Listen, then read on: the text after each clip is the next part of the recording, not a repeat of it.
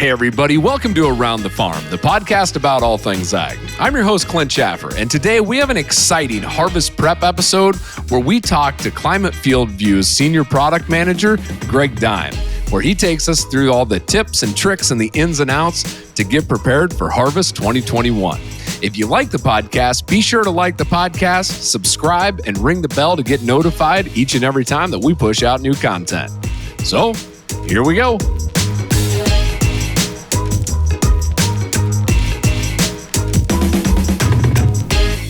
Hey, Greg, thanks for coming back on the show. It's always exciting to, just to hear your perspective and to get your thoughts around all things farming and really digital. So welcome back on Around the Farm. Thanks, Clint. I greatly appreciate it. I'm glad to be back with you and talking about harvest and everything that we've got going on here. So just a little bit, kind of catch up the audience of where I'm at. So as you mentioned in the intro, I'm a senior product manager at Climate, but also got the opportunity to be closer to the family farm. So excited to be back in Iowa and have the opportunity to watch the crops from near rather than from afar. So we're excited what the upcoming harvest season brings to us.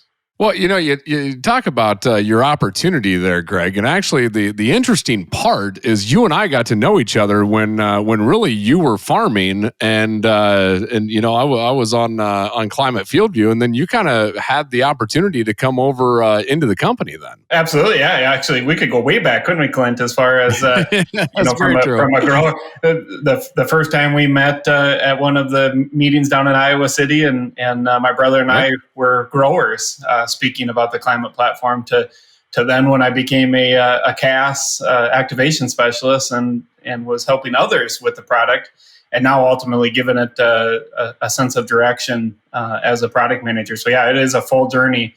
It's a story that I love to tell.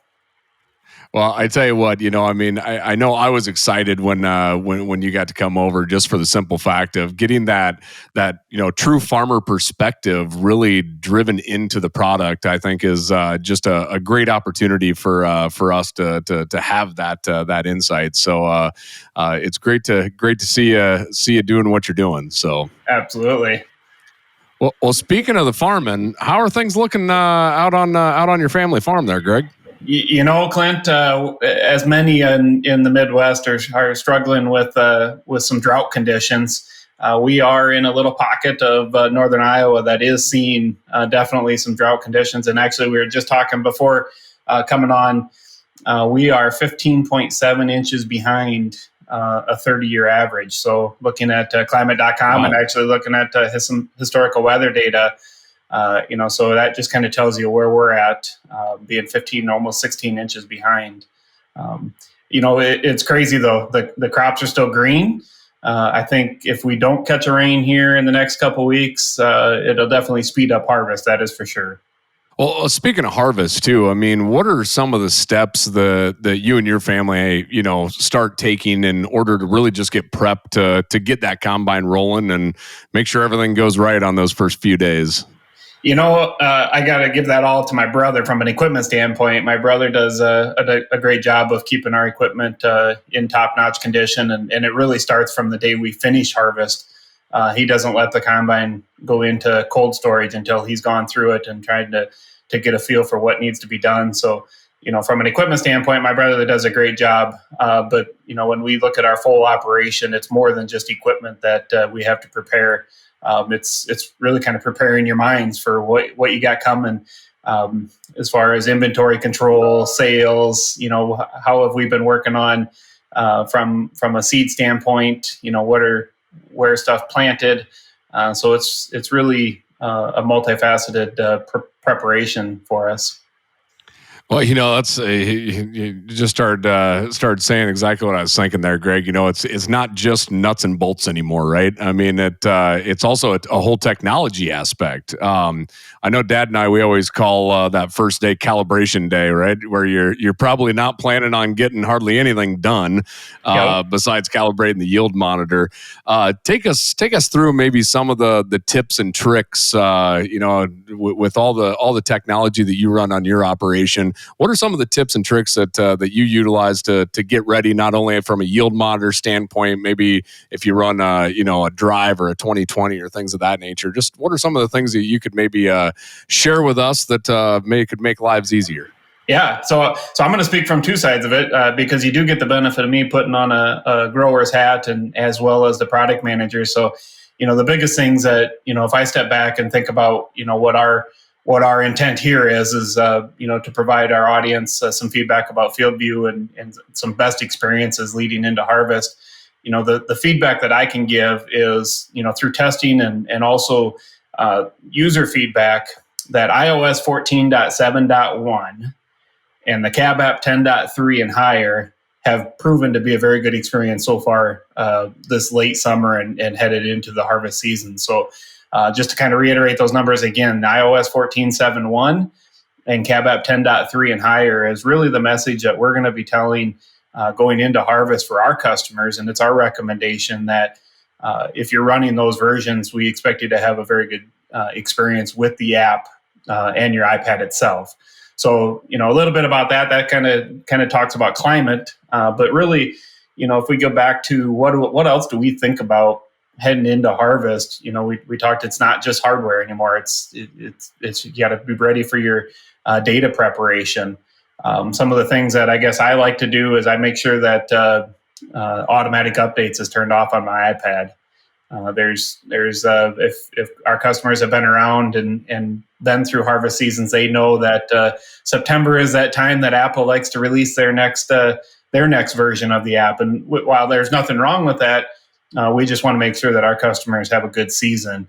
And so letting us get through full testing and then ultimately really get through the harvest season, and then we'll provide feedback on how did it go with the new version. So those are all things that we think about here, and I try to put my farmer hat on. Okay, how do I make sure that my customers have a good experience and aren't fighting with those things out in the field when they're really focused on getting the job at hand done? Dad and I have had those similar conversations. Greg, you talk about just automatic updates, right? That's one of those first things that we always say to shut off on an iPad, and I always look at whatever the version is, usually in the summertime, that's what we roll for harvest, and whatever comes out in September is what we roll for planting, right? Yep. And that's kind of at least the swing that we've ended up having. One of the other things that I, just as we think about some of those small things too, we ran into even one of our chargers went bad, right?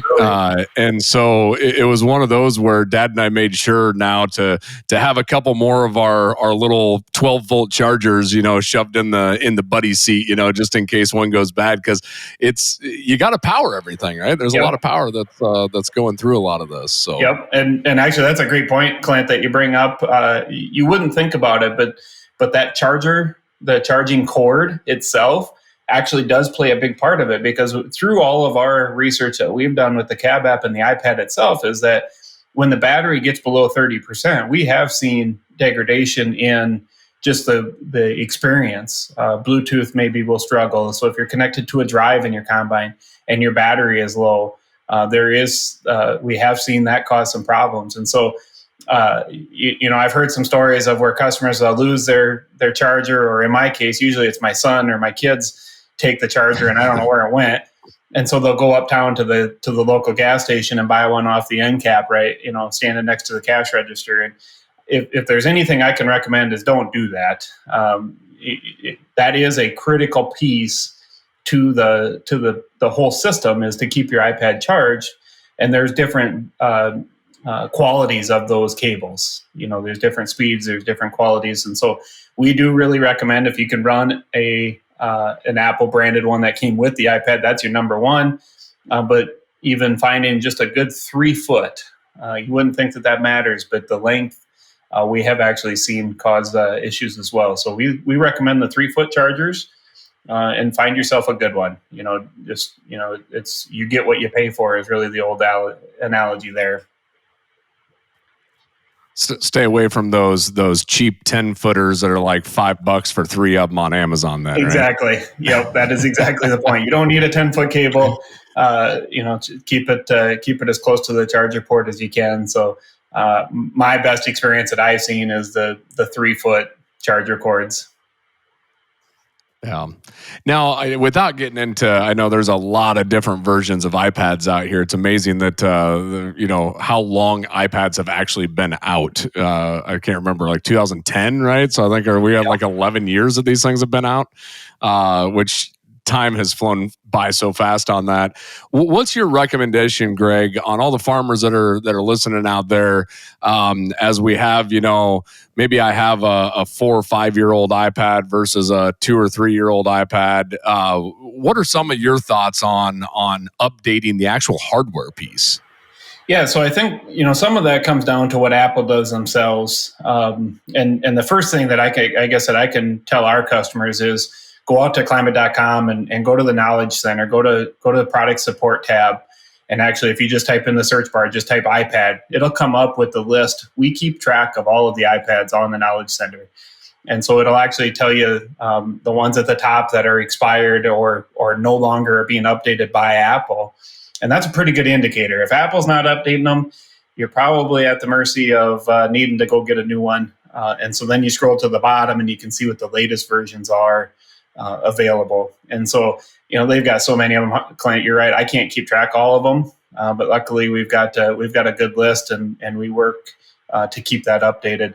So, kind of getting back to it is if you have an iPad that no longer supports new updates from them. So there is some of the older iPads that were very popular back in the day in 2014-15 when Climate was really getting rolling, are now no longer upgradable to past iOS 12. And so that's a good indicator. If you can't go past iOS 12, then you're not going to get the latest Cab app version either from Climate.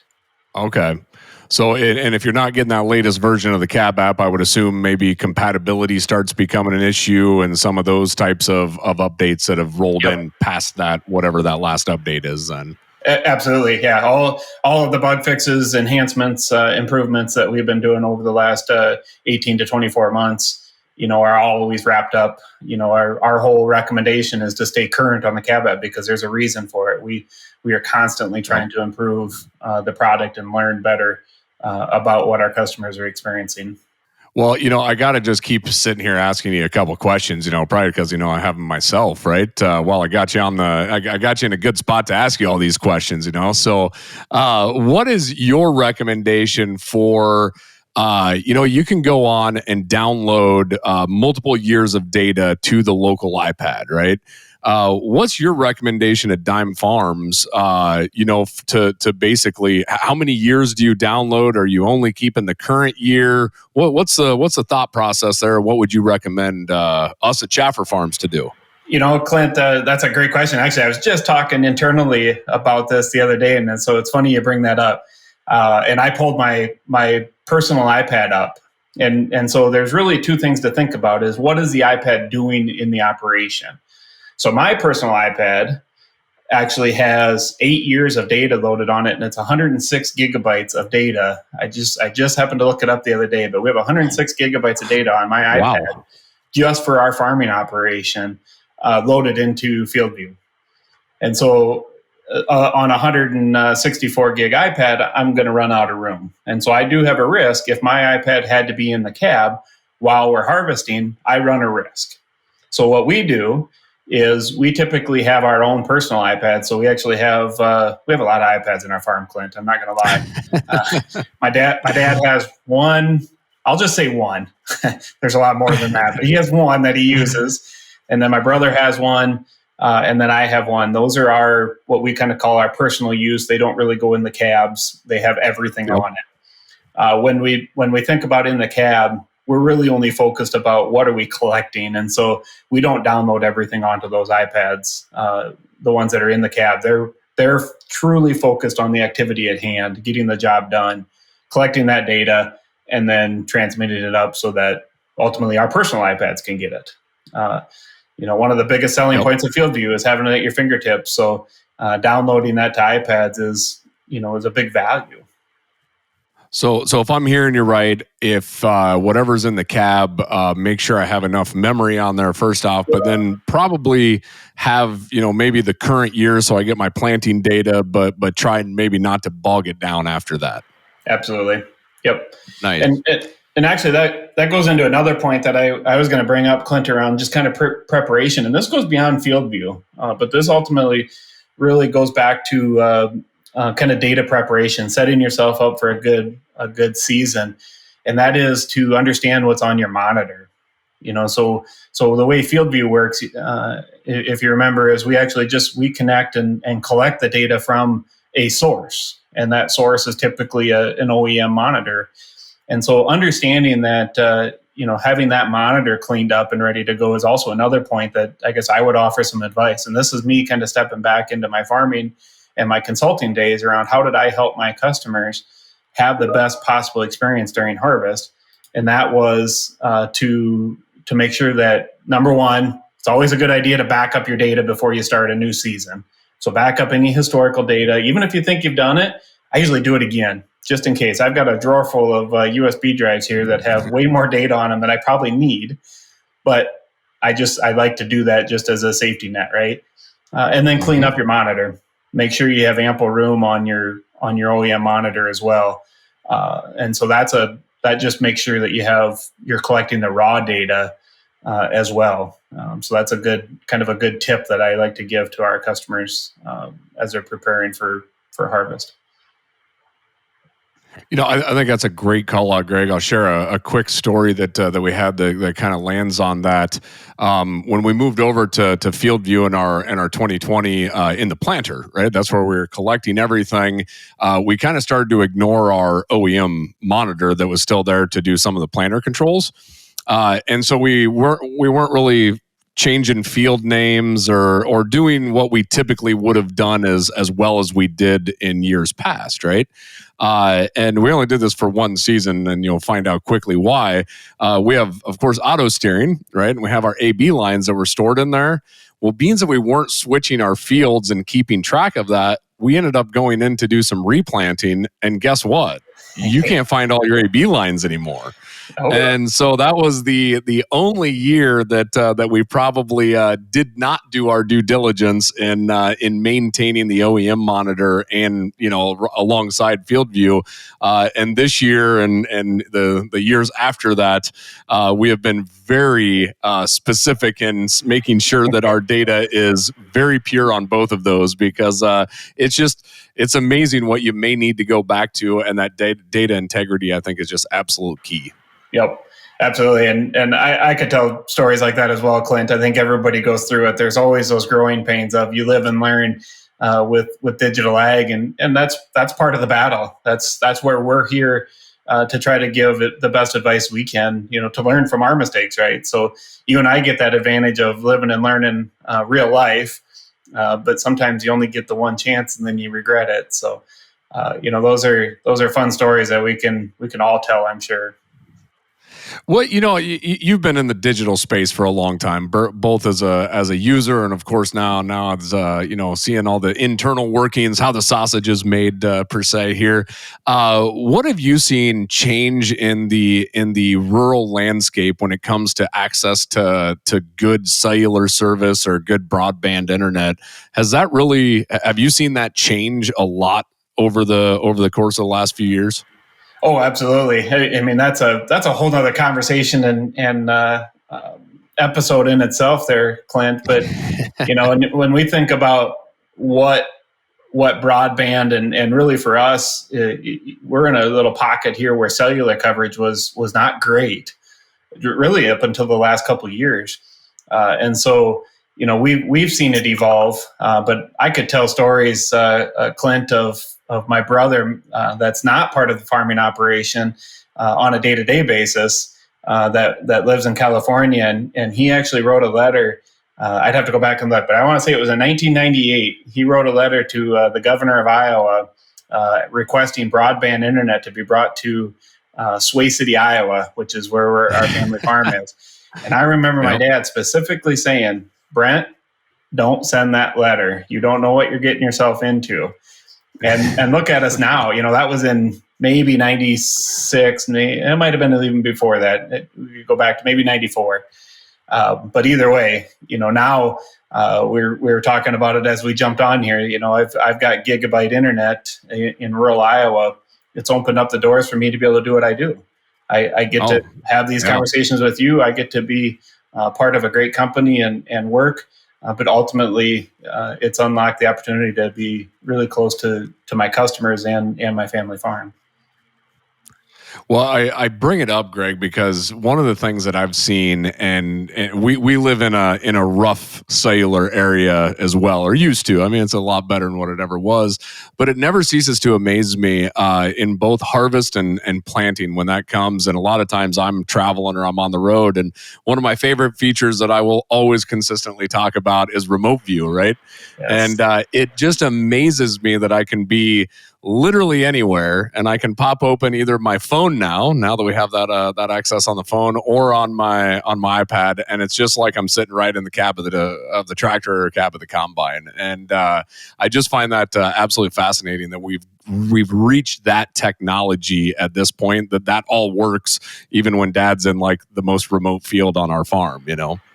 Absolutely, yeah. You touched on it. Remote view is one of the most commonly used features in the Cab app during harvest season. I mean, there's so many use cases around why, but just, without that connection and some of the improvements that we've done to even try to make it work better in some, maybe some less than ideal cellular connection areas, we're trying to improve that and work at the best we can with what we have. But yeah, as it gets, I mean, technology is only going to continue to grow as connectivity gets better. Well, I mean, we've covered a lot of different things here, Greg, in the whole thought of getting prepared for harvest. What are maybe something that we haven't mentioned yet? Did we forget anything here, or do you have anything else that you'd want to throw in there for some tips and tricks or some advice? Absolutely. You actually you hit on it a little earlier, and we didn't get around to talking about it, but it's calibration.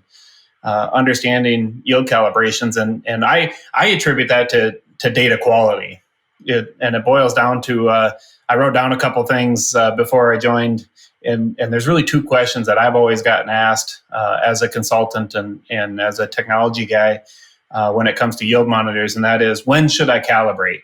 And I think I heard you say you guys, your dad and you have said the first day is usually calibration day. It's get the bugs out, get the calibration done. And then you kind of you just relax a little bit, and then the next day it goes way better. And so there's two questions: when should I calibrate, and then do I need to recalibrate during the season? Those are the two most common questions that I want to spend a little bit of time on with you, Clint. And again, when I say if you plan to calibrate, so you're going to, or you are the type of customer that likes to calibrate, I'm just like you said, Clint. We do it in the first day. Get it out of the way. I recommend doing it as soon as possible during when you start harvest. But I also would recommend check with your yield monitor manufacturer, because they can help answer that question.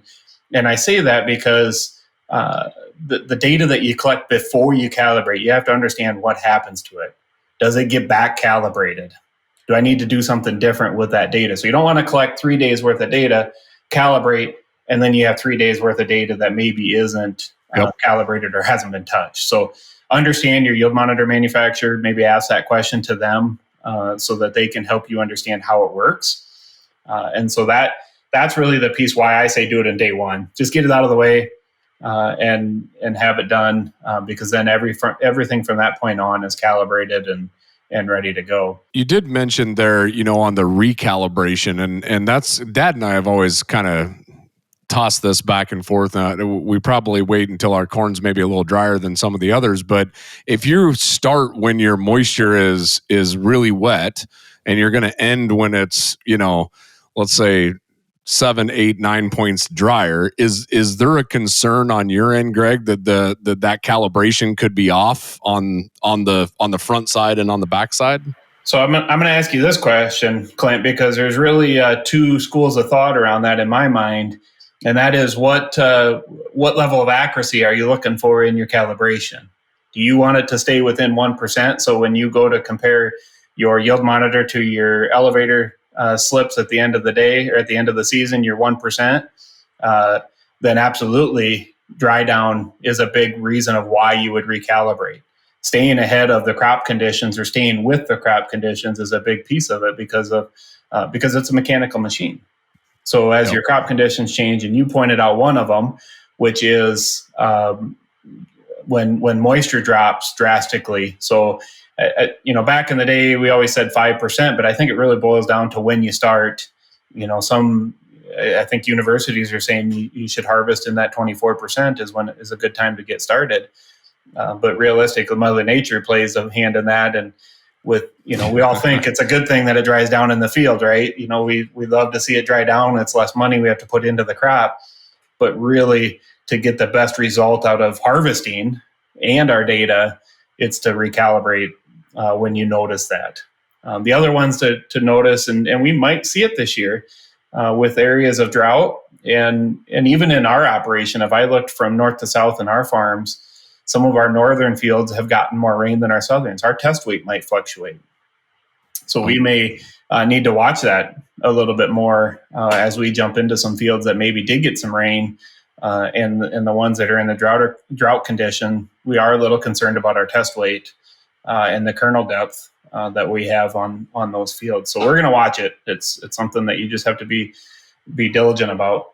But on the other side of that is, if you're not really worried about your inventory and being 100% accurate in your bushel count, then it's just let it roll. And it boils down to just watching the yield variability of the lows and the highs. It becomes relative. The actual number is relative. So there's a couple schools of thought on that. And again, I guess I still recommend work with your local precision ag rep, work with your yield monitor manufacturer. They can help you decide what's your best option for you. And when you talk about that relative, you're talking about just really seeing, trying to find those high yielding zones versus your low or high production versus low production. You're not necessarily overly concerned with the exact number as much as the variability between the two zones per se. Exactly. It's identifying those areas. And so I also attribute that to agronomic versus economic data. If you're really looking for true economic accounting level data, then you need to stay on top of your calibrations. You want right down to the penny or right down to the last bushel. But if you're looking for agronomic, then it comes back to just identifying those areas of high yield and identifying those areas of low yield, and then you actually put the number onto it when you're making your decisions. So you get to be optimistic and say, well, I know that that's a good yielding area. I'm going to shoot for a higher yield, and maybe it's 300 bushel, maybe it's 200, whatever it would be, versus your low yielding, and then you put those numbers on it. So it boils down to just identification of where the variability is at.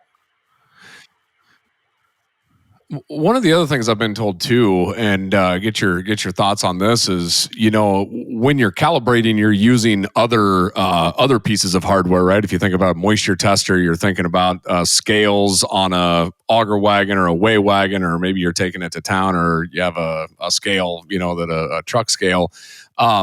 What's the importance of making sure that that equipment is also, at its best, because I know some farmers use, maybe those pocket or those handheld moisture testers, right? And a lot of times those may get you an idea, but they may not be completely accurate. Do you have any concern about using a certain method over another method?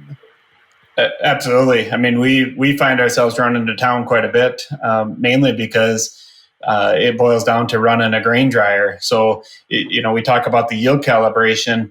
Moisture is a piece of that. If we don't have our moisture sensor calibrated, that ultimately affects our grain dryer setup and how we tweak that, which then affects our output. And if we're not drying down to what our local end user wants, then it can cost us money. And so we run a sample both out of the combine, right out of the field, and then also coming out of the dryer. We run to town and we check them both. And so, moisture is the number one. You got to set moisture before you set weight. And so you got to start there. So having a good moisture, is a very good practice to start there. When it comes to weight, again, it's relative. How accurate do you want to be? We are very particular. We have grain cart scales, and so we'll even check those. We'll load a truck and take it up to the local elevator and take our first couple loads in, just because we want to check the grain cart. And then actually we do it all season long when we're unloading the grain bin, taking the grain out. We actually use a grain cart as well as kind of a in between, just to keep the efficiency up. Oh yeah, but it's a great time to check your scale tickets then as well, and your grain cart scales.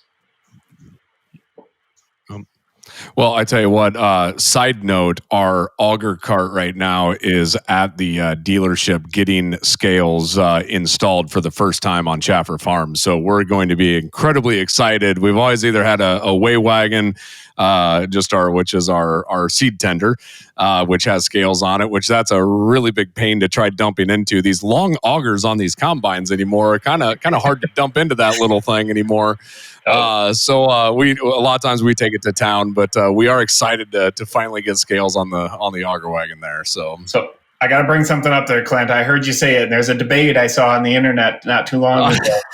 Is it an auger wagon? I know I used both terms, didn't I? Yeah. My gut, I still gotta go. I'm an auger wagon is what I would stay with. Although you do hear every now and then a grain cart may slip out here and there. So all right, I'm not married to one 100%, but another episode, another day, right? We'll debate auger wagon versus grain cart. We got to have an episode of nothing but farm debates, right? That's we'll really settle some things at that point. Sounds good. Back on the one last thing I wanted to touch on the calibration. Of course, a lot of times we're talking about this. We're talking about corn. What the same as corn is the same as soybeans, right? You still want to, when you get into a different grain, you're going to want to still take that time and make sure that you're recalibrating. Or is that that recommendation? Yeah, so actually, when you switch between grains, the OEM monitors actually require you to have a new calibration factor, anyways, mainly because of the different weight of the crops. And so, if we focus on corn, soybeans, obviously we got 56-pound corn versus 60 bushel or 60-pound soybeans. So they do require to calibrate each crop type at least once every season. And so that's a recommendation. I said they don't require it, but it's a recommendation that you do at least one calibration per crop every year. The thing about soybeans is they're a little more forgiving. You usually are starting when the moisture is at the correct percentage for soybeans. They do dry down, but you know what? It fluctuates daily. And so soybeans are a little harder to track down moisture, but the weight calibration, your calibration factor is a little more forgiving on soybeans than it is on corn. No, that makes sense. Yeah, your moisture on soybeans are a lot different in the morning than what they are in the afternoon, even, right? Yep. So, yep. Yeah, it's always interesting you can always catch some of those maps when you look at your moisture. You about know when you started maybe a little too early in the morning and when they really dried down about 3:00 in the afternoon. Well, and that goes into it as well. You talk about looking at maps, and it was a question that I've been one to ask you. You are an extremely analytical farmer. I have seen your data. I have seen your trials, and you never cease to amaze me. What are you testing out there on Deim Farms that you're excited to see this harvest? Clint, we've actually been testing some hardware, and so it's not really strip trials. But it's more so just tweaking kind of how we do some of our technology around our equipment and getting our equipment fine-tuned to maybe handle some of our farming conditions a little better. So tillage is a conversation that's been at our forefront, trying to find that ideal tillage tool that allows us speed and efficiency, but also provides us the tillage we need to warm our soils up. And really, honestly, we have the conversation around not disturbing the soil too much either, because we do want to keep that in mind, especially when we come out of a year like this where we're 15.7 inches behind a 30-year average. And actually, I was looking on climate.com again on historical weather, and I went back to July of 2019 was the last time that we actually were above that 30-year average for moisture. So we've been in a drought deficit or in a rain deficit standpoint for almost 2 years now. So tillage is a big piece. Planting equipment, as you know, that's always been a big piece of ours. We hang our hat on that. If we don't put it in the ground right, it really doesn't matter what you do at harvest time. So we've been focusing on planting equipment. But then the last piece that I can't speak to a lot because it's not really strip trials. It doesn't show up in a map. Is understanding the soil, is trying to learn a little bit more about what our fertility programs are and how we can make sure that we're getting the best return out of our investment when it comes to fertility. All right. Well, with that too, then I got a couple questions I'm going to throw your way here. Outside of advice and things, I just want to get your thoughts on this. What is your favorite aspect about harvest? I love this question, Clint, honestly, because there's about 3 or 4 of them that come to my mind, and I can't narrow it down to one. But the first one is Iowa State football. On a Saturday afternoon, there's nothing better than sitting in the combine cab or in a semi cab and having Iowa State football on the radio. There's not too many things better than that, Clint. So that's number one. The last chart I seen, at least on the preseason predictions, showed Iowa State being ranked higher than the Hawkeyes. So I figured that's got to at least put some joy in you there. I'm also one that I don't want to go into too confident. So we will just see. We got to get through those first 3 games of the year, and then I'll feel a little better because we just got to come out strong. That's, Hawkeyes being the 3rd game. So that's the one that matters for bragging rights. But, here's another one, Clint, that I really, my favorite thing about harvest that I'm not sure everybody thinks about, but is the smells and the sounds. The smell absolutely. Of corn going through a grain dryer and the sound of the bin fans running on a nice, crisp, cool evening. There's nothing better. I love that about harvest time and being out around, if it's my own equipment or somebody else's, is just having that awesome fall air. You'll laugh, but you just explained that, and I just got chills running through me, man. That's I couldn't agree more. That's just that true fall, right? When you start getting the sounds and the smells, that's for sure. Absolutely. All right, so is that it? Is that that's the top of the harvest right there? That is everything you can learn about harvest in 35 minutes. So, I think probably the last thing, Clint, we could add is just thinking about FieldView and where we're at. We're continuing to try to improve and provide a better experience for our customers through advice like we have given here, but also through our next releases. We've got 10.4 that'll be coming out probably right at the beginning of harvest. In some cases, we might be rolling, but we're looking for mid-September to be releasing 10.4 as the next version of Cab App. But also beyond Cab App, I can also speak to the FieldView app. They've got some things coming on the FieldView app itself. There's constantly releases coming out there. And then on the web, continue to watch the web, because that's really kind of a key focus that we want to be able to provide our customers a good experience on the web as well. So stay tuned and keep your eyes on climate.com. Well, Greg, I just want to say thank you for joining us today on the show. This conversation has been absolutely wonderful.